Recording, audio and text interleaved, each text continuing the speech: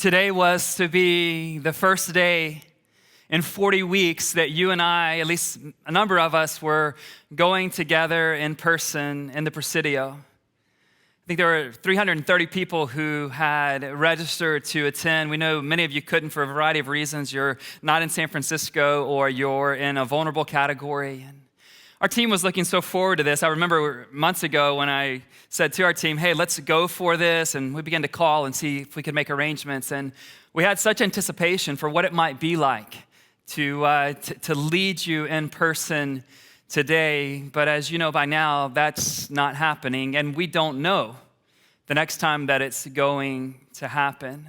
And one of the things that has become really clear to me, in fact, I think God has even been speaking to me about it before we got the news on Friday, is that this is becoming a heavier season and a darker season than it has been for so many of you. And here's what I want to say, church.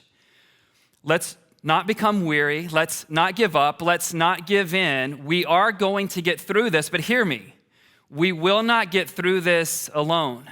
And so, yes, let's lean into our dependence upon God, but I think we've got to operate with this interdependent mindset as a community, because I don't care how much money you make. I don't even care how spiritual you are. You and I are not going to get through this alone, but the beautiful news is if we lean into what God's called us to be as a church community, we don't have to get through this alone. And so I want you to know that I am depending on people, and you can depend on our staff team. We are proactively reaching out to many of you because we know what's going on, but guys, we can't read your mind. And so it is not a sign of weakness to raise your hand and say, I need some help. That is actually a sign of strength. And so yes, we're going to get through this. None of us are going to get through this alone, but we are here for you. Somehow it is already December, and Christmas is less than 3 weeks away. But Christmas is going to be different this year because everything is different this year. Every year, for many of you, you spend the Christmas holidays with your family, but you won't be doing that this year. Maybe you have a Christmas tradition that you celebrate every single year. Let me tell you about one that has become a tradition for our family over the last several years.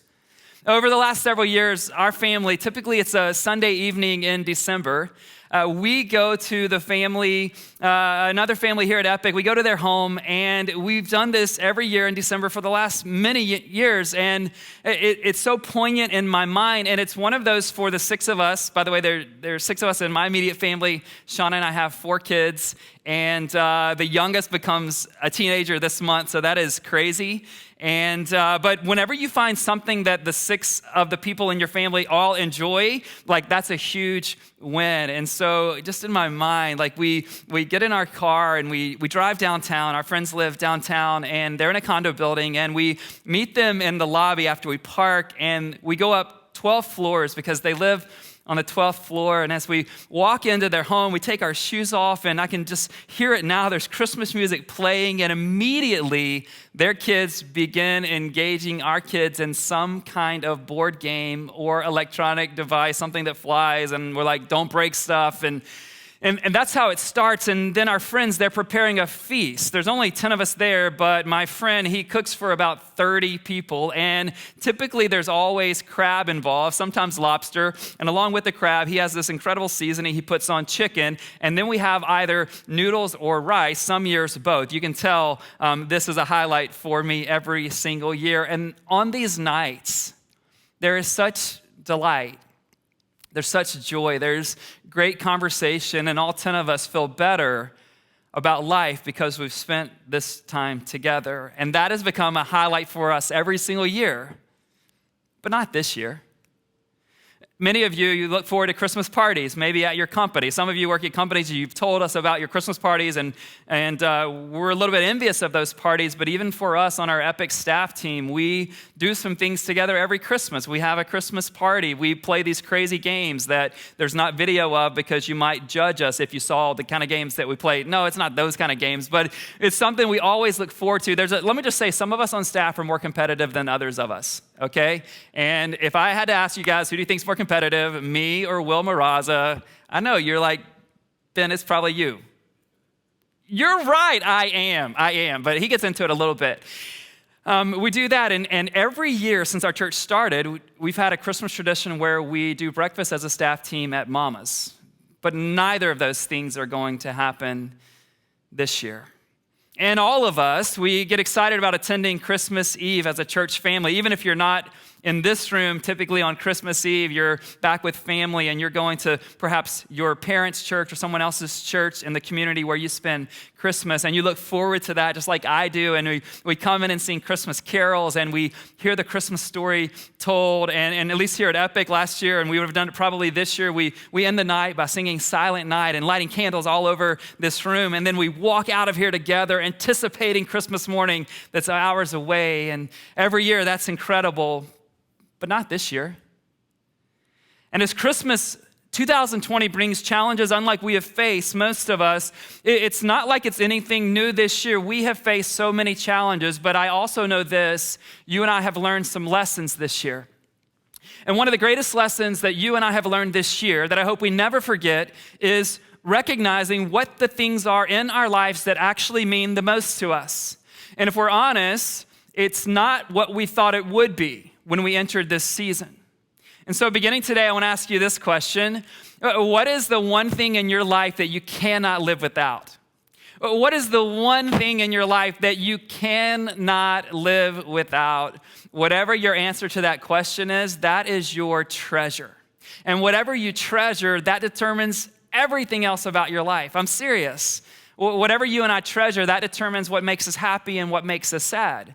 Whatever you and I treasure, that determines what we get excited about and what we're anxious about. Whatever you and I treasure, it literally dictates everything else about our lives. And I want to talk about this idea over the month of December in a series we're launching today called Treasure, One Thing Over Everything. One thing over everything. And what I want to do is use the original Christmas scenes to help you and I discover how the treasure principle works. And for today, we're going to be in Matthew chapter 2, verses 1 through 12, looking at the story of the Magi or the wise men. But let me say this to you. Every human who has ever lived has treasured one thing over everything else. Every human who has ever lived has treasured one thing over everything else. And in our story, obviously, you're going to see a lot about the Magi. You're also going to see King Herod mentioned in this story. And I want you to know that for the Magi and for King Herod, because they were all humans like you and I are humans, they treasured one thing over everything else. But they could not have treasured more different things when you compare the treasures of the wise men and King Herod.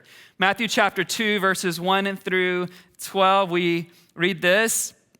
After Jesus was born in Bethlehem in Judea, during the time of King Herod, Magi, or wise men from the east, came to Jerusalem and asked, "Where is the one who has been born King of the Jews? We saw his star when it rose, and we have come to worship him." When King Herod heard this, he was disturbed. Notice that. He was disturbed. He was not excited. He was disturbed because of what his treasure was. And all Jerusalem with him. When he had called together all the people's chief priests and teachers of the law, he asked them where the Messiah was to be born. "In Bethlehem in Judea," they replied, "for this is what the prophet has written. But you, Bethlehem, in the land of Judah, are by no means least among the rulers of Judah. For out of you will come a ruler who will shepherd my people, Israel." Then Herod called the Magi secretly and found out from them the exact time the star had appeared. He sent them to Bethlehem and said, "Go and search carefully for this child. As soon as you find him, report to me so that I too may go and worship him."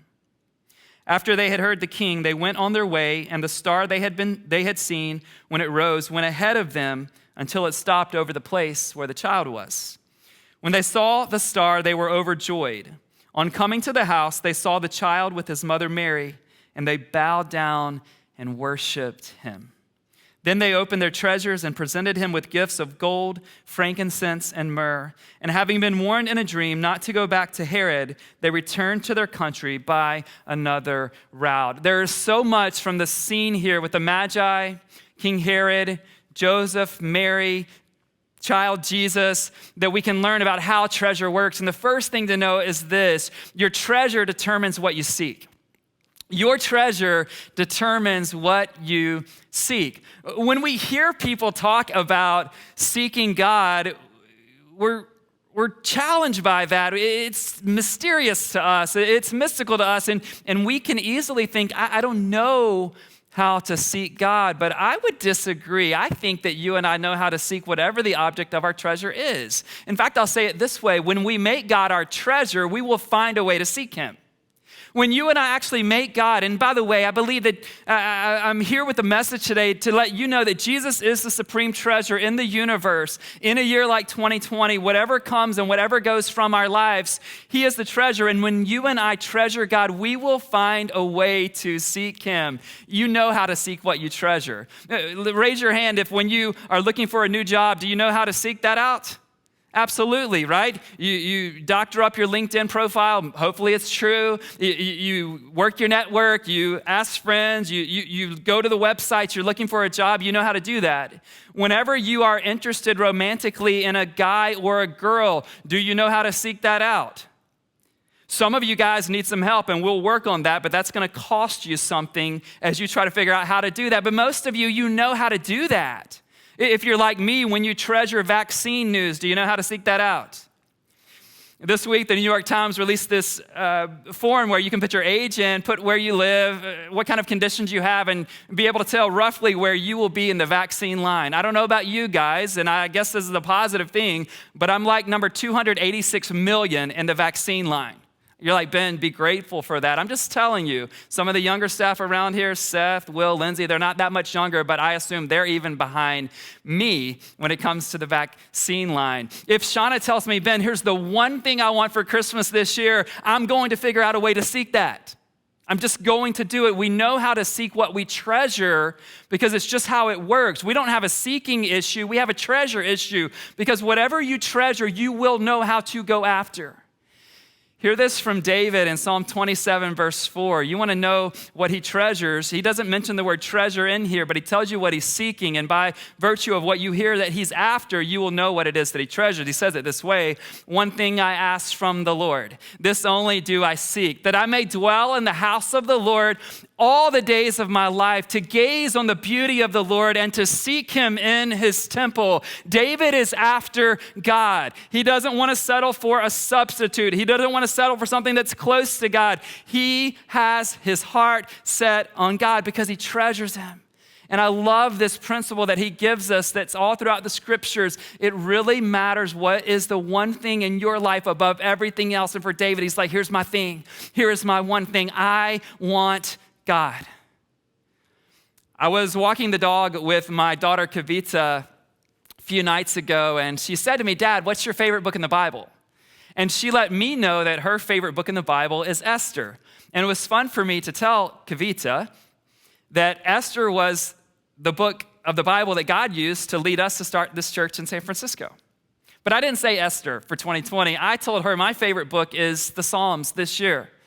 And what you find in the Psalms are all of these moments where the psalmist is just going like, God, I want you. For instance, this one from Psalm 42, verses 1 and 2. Listen, as the deer pants for streams of water, so my soul pants for you, my God. My soul thirsts for God, for the living God. When can I go and meet with God? Do you see the passion? Do you see the treasure principle? Do you see what the psalmist is after? As the deer pants for streams of water, a deer that is this thirsty, they are not looking for 10 things to satisfy them. In this moment, this deer, he or she is not even looking for a mate. They're after one thing. And the psalmist says in the same way, take everything else away from me, but I've got to have you, God.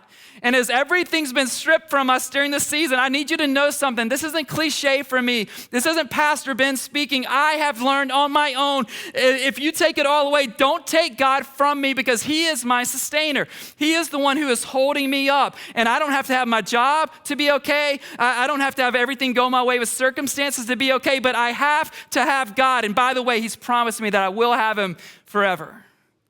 In this season, I've been thinking a lot more about eternity. Because I realize that what matters most to me are the people God has gifted me with and God. And both of these are eternal beings. What are you seeking?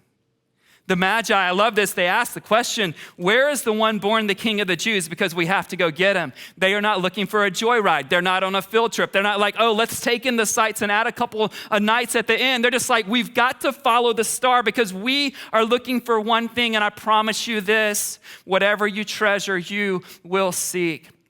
The baby that they're coming to see, he's going to grow up. And in his longest public teaching, he's going to say this, hey, listen, I know you're worried about so many things. Anybody worried about so many things? We're used to in December being worried about how we find all the gifts for the people. We're used to in December figuring out what am I going to wear to the party? And none of those things are on the docket this year, but we still have plenty of things to worry about. But Jesus said, hey, listen to me, but seek first his kingdom and his righteousness, and all the things you tend to worry about, they will be given to you as well. But you've got to get first things first. Our problem isn't that God isn't somewhere in our lives. Oftentimes our problem is that he's not the treasure of our lives. That's why our vision at Epic is to orient our entire lives around Jesus. Why, Ben? Because your life does orient around one thing ultimately, and we believe Jesus alone is worthy of that position.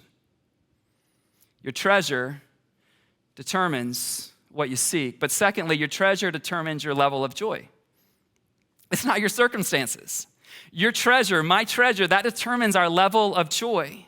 In Psalm 105, verse 3, we read, glory in his holy name. Let the hearts of those who seek the Lord, what? Rejoice.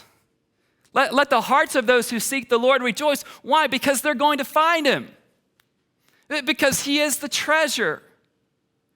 You know what's fascinating about the Christmas story is that as you and I read it over these coming weeks, there is so much joy and so much rejoicing.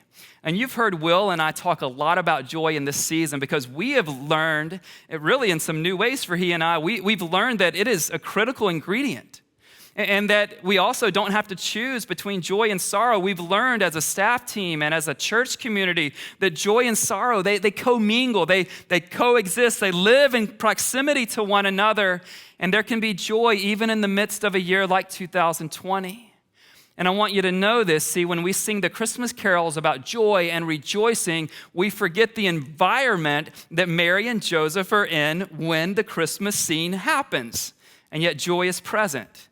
You ladies know that whenever you're pregnant, there comes a point in time. Lindsay, give it to me right now on camera. How many weeks before you can no longer travel in a typical situation?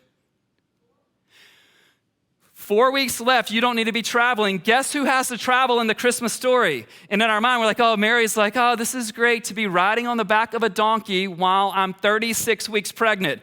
That is not what Mary's doing. She's like, Joseph, for real, we can't go against the law and forget about the census issue, and yet there's joy present. I want you to think we sing with smiles on our faces, I'm singing Away in a Manger. I'm not going to go there. That's for Seth. We're not going to pay two people to sing here. Listen, Away in a Manger, that might bring a smile to your face. Didn't bring a smile to Mary's face. She wasn't like, oh, this is so great, having my firstborn in a stable. She's not thinking about that, and yet the scriptures are saying time after time after time in the original Christmas scene, there is joy, and you don't have to forfeit joy, even if you are crying tears of pain and agony and sorrow in this season. Even if you're alone, you can still have joy present in the midst of your sorrow. This is what Christmas is teaching us. And I love this about the Magi. It says that when they saw the star, they were overjoyed. Why? Because they knew that was the destination. They were after the Messiah, and they knew once the star stopped, he is close by, and we're going to get him. Your treasure determines what you seek. Your treasure determines your level of joy. Third, your treasure determines your worship.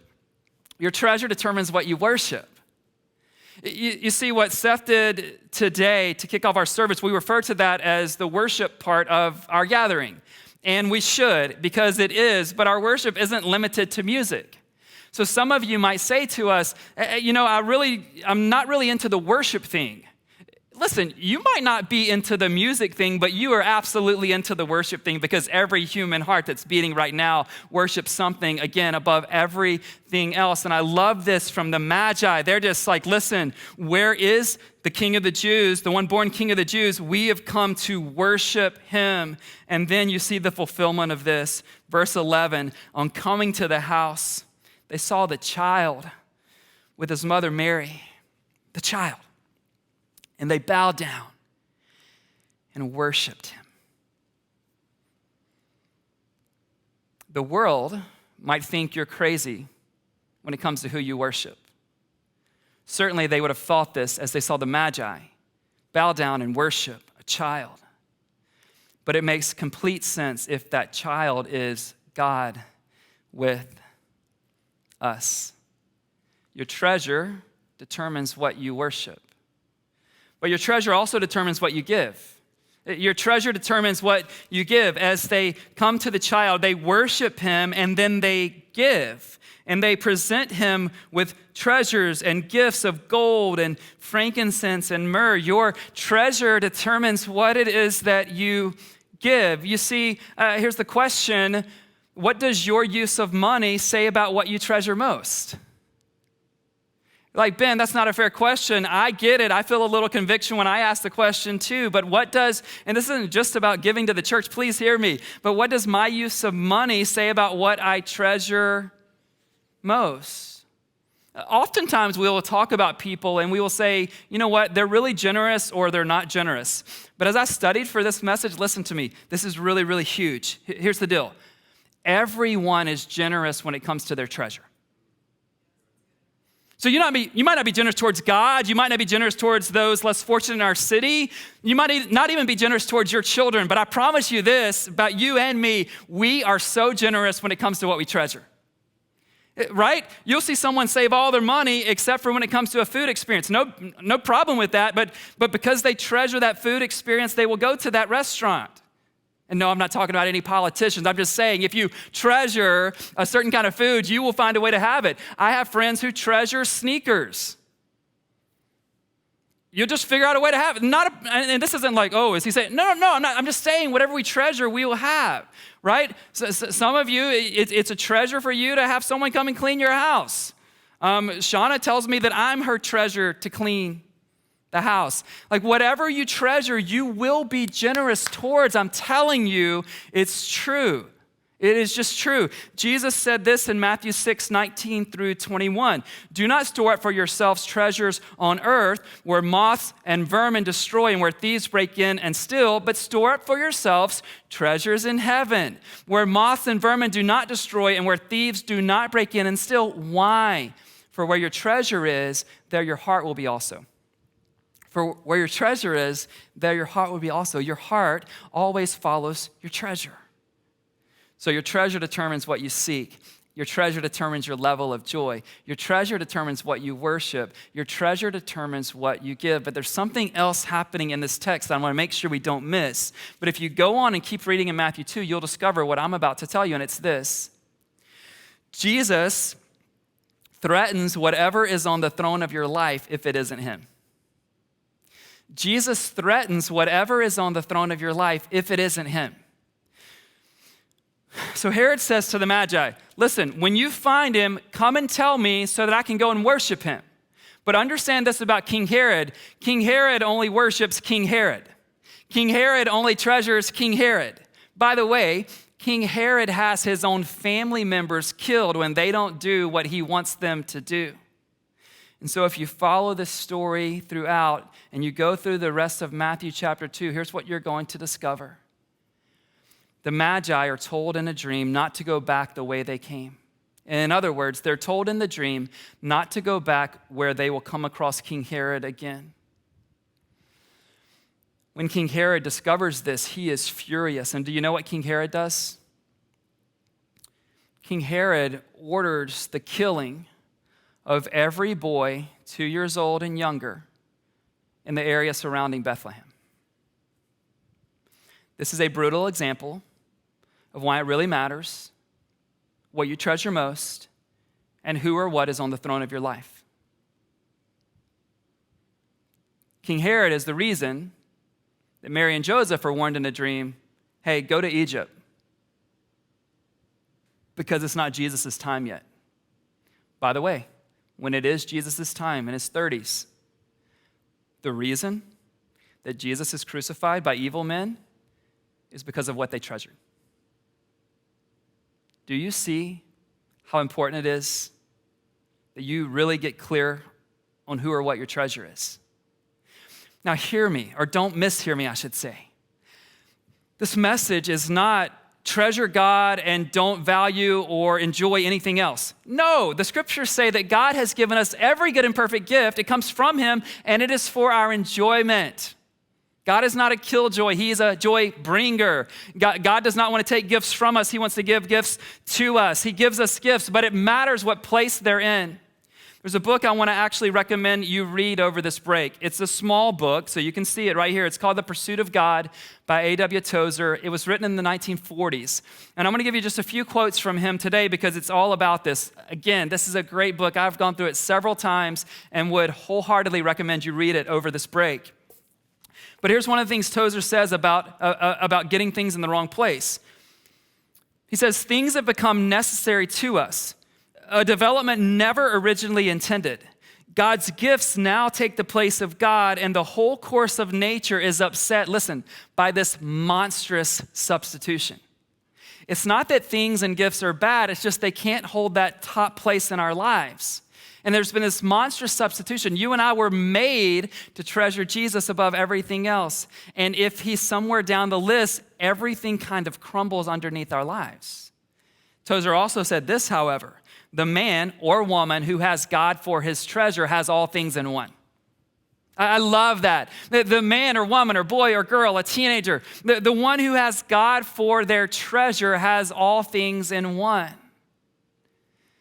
And when it comes to this idea of seeking, sometimes you aren't seeking God because you just don't treasure him. Others of you, especially in a year like this, you aren't seeking God because you have serious doubts about whether or not you will find him. Well, if I could encourage you as we move into a new lockdown, what else do you have to do with your time but try to find him? But better than that, let me encourage you that the scriptures say over and over and over and over and over again, your search for God will never be in vain. Jeremiah, the prophet, in Jeremiah 29:13, you will seek me and find me, God says, when you seek me with all your heart. In Matthew 7, Jesus says, seek and you will find. Knock and the door will be open. He's not playing this cosmic game of hide and seek with you. He knows that you were created, but you were created for him. You won't be satisfied with anything less than him. That's the entire point. Your search will not be in vain. Again, from Tozer, our pursuit of God is successful just because he is forever seeking to manifest himself to us. Your pursuit of God is successful. Why? Because God's into that. Sometimes we start seeking God and we're like, I don't know if he's going to show up. God's like, I don't know if you're going to show up, but I'm here. He's waiting to be found by you. And some of you, because of hitting rock bottom this year, it was the first time you're willing to look up. Think about this. What if you never have to live without the one thing you can't live without? If you would say to me, and I've done my own personal reflection, Ben, what have you really gained and gathered about this year? I would tell you this, the thing that I've been freed to is to know that I don't have to live without the one thing I can't live without. And here's something really beautiful, because you should ask the question, Ben, if I'm supposed to treasure God, what does he treasure? Go to Exodus 19 and look at verses 1 through 5. God says, for those of you that will follow, worship, obey, make me your treasure, you will become for me, God says, my treasured possession. Isn't that beautiful? That the God of heaven would come to us to show us what he treasures. And for every man, woman, boy, girl who would treasure him, we would become his treasured possession. What is your treasured possession? I am a minimalist, which means I couldn't tell you where my diplomas are. I'm not a collector of things. I kind of smugly make the remark that I only own about 1% of everything in my house, and the other 99% belongs to the other 5 people in my family. But I can get behind a God who is worthy of being my treasure and would go to great lengths to make me his. I can get behind that. But here's what I want to do as I close today. I want to just give you the treasure test. And I want you to think about, what is your one thing over everything? What is the thing that you seek? What determines your joy? What do you worship? And what do you treasure that makes you give? And here's the test. Your treasure, does it rise and fall in value? Meaning, is it better in some seasons and not so great in other seasons? That's one way to take the treasure test. Here's another way, though, and this is where I'll end. When you think about what it is that you treasure, is it still with you a decade from now? Is it still with you when you retire? Is it still with you when your kids leave the house? Is it still present when your church cannot gather? And 100 years from now, the thing that you treasure most, is it even still alive? If not, out of love for you, I want to ask you to reconsider what you treasure. Let me pray for you today. Jesus, thank you for teaching us this principle. Thank you that when we get first things first, when we get the throne of our lives correct, and by the way, you know, God, we cannot have more than one thing on the throne of our lives. But when that happens, everything else seems to fall into place. And God, I know today, as we reflect back on this year, that so many people, including myself, we've all lost so many things, so many opportunities, so much travel, so much ability to do the things we were looking forward to. But God, we've not lost you.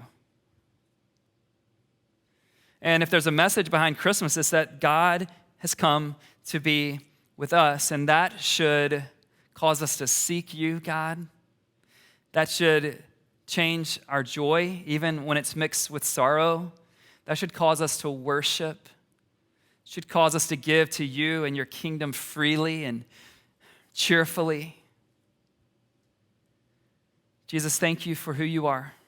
Thank you that you would come and demonstrate your love for us so that we could become your treasured possession. May you lead every person under the sound of my voice to treasure you in a way unlike we ever have before. It's in your name we pray. Amen. As Seth leads us in just a moment, I think the song that really fits is Build My Life. And by the way, whatever you treasure, that's what you're building your life on. Some of you are building it on your kids, and what are you going to do when they move out of the house? Some of you are building it on your stock options, and what happens if that goes away? Some of you are building it on your career or your status or your accomplishments or your achievements, and I just want to keep asking you, will you build your life on what will be here 1,000 years from now? Because that God is faithful, and he's able to hold you up when everything else fades, which it will, by the way. Let's worship.